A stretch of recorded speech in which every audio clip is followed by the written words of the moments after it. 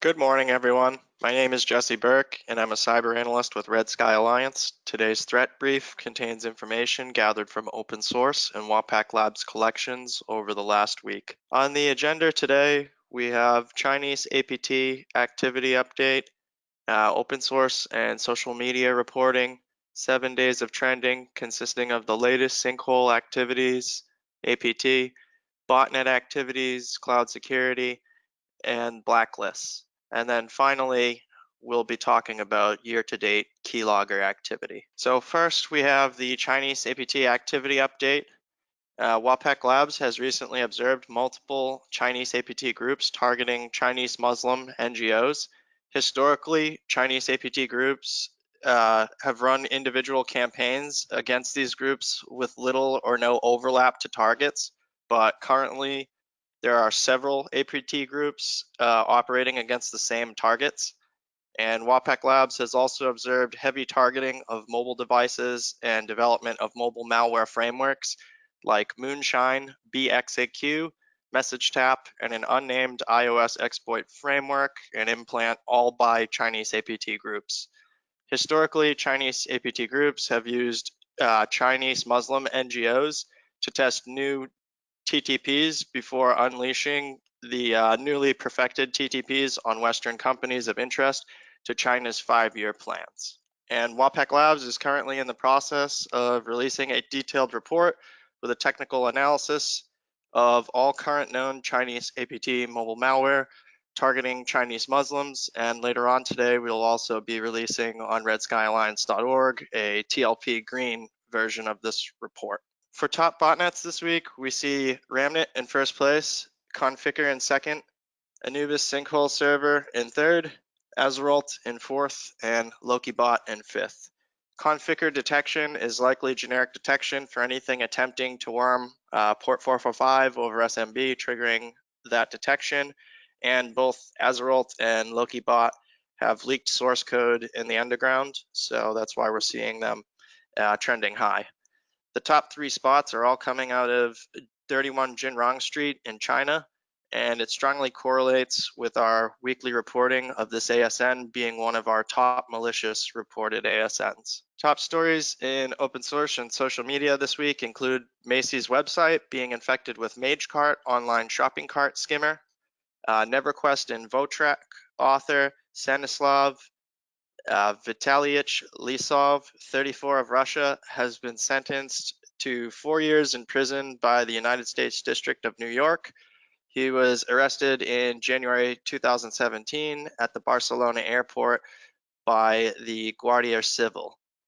And a Russian APT group, Sandstorm, was observed targeting Ukrainian Android users this week, and some Fortinet products were observed containing hard-coded and weak static XOR-based encryption keys. The flaw has been tracked as CVE 2018-9195 and impacts FortiGuard web filter, anti-spam, and antivirus cloud services in version of FortiOS,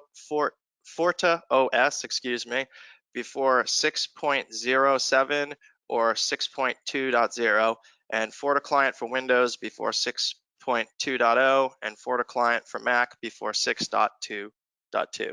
Last week, we recorded approximately 1.6 million indicators, excluding sinkhole traffic from these numbers.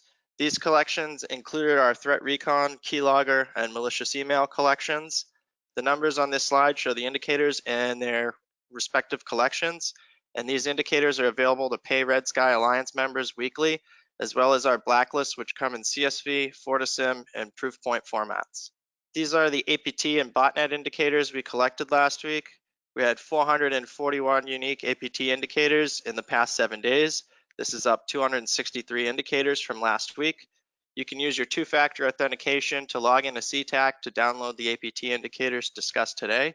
Please contact us on Slack or via email for any assistance. On the right hand, you can see our top sinkhole statistics sorted by malware. And topping the list again this week is SickyPot, and Maudy is in second spot. Also in the top 5 APTs are Weckby and Carbonac. For botnet activity, over the last 7 days, it remains fairly consistent with prior trending. These autonomous systems show the highest number of detection of bots. And in open source, we have 31 Jinrong Street still a leader, followed closely by Barty Airtel. And the open source data regarding the top spot does not correlate with the data observed in our collections. In our collection, we have China Unicom as the top spot, and in open source, they're reporting 31 Jinrong Street. And in the second spot, we have 31 Jinrong Street, and in our third, we have VNPT, while open source reports VNPT in fourth, but they are very close. On the cloud security front, we are seeing botnet activities targeting the same cloud providers as usual. Peak 10 is currently the highest risk cloud environment this week. Amazon and Microsoft trade places this week for second and third, and high risk environments also include Alibaba, Rackspace, and Tierpoint. ONR and SharkDeck moved down this week to caution risk environments, and HE is a lower risk environment this week. In the Red Sky Alliance malicious email collection this week, we can see what appears to be pretty typical malicious spam, but upon further examination of targeting, malware variant, and other characteristics, there are objectives. So for example, the one titled Inquiry RFQ Ref MGI from region suppliers is targeting cert.ir with cryptocurrency mining Trojans, and cert.ir is a social networking center for computer event relief and operations management, and it appears to basically be a information security social network with government and law enforcement participation. Iranian, that is. So it could be one of two things. It could either be something targeting that, or it could have been a forum post or a share of some potential interesting malware.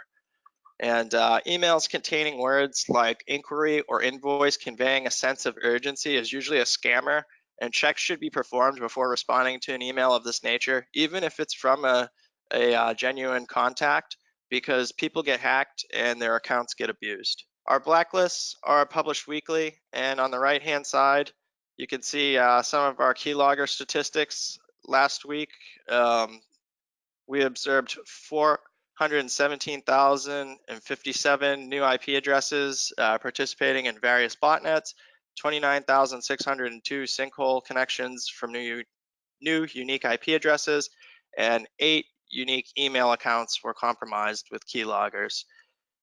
Please go to redskyalliance.org to inquire for additional support, complete blacklist, red X-ray, and API access. And I want to thank you all for joining us today. Please visit Red Sky Alliance portal at https://redskyalliance.org for additional cyber intelligence reporting. If you have any questions regarding the topics briefed today, please get in touch with Jay McKee at wapacklabs.com. Thank you, and we'll see you next week.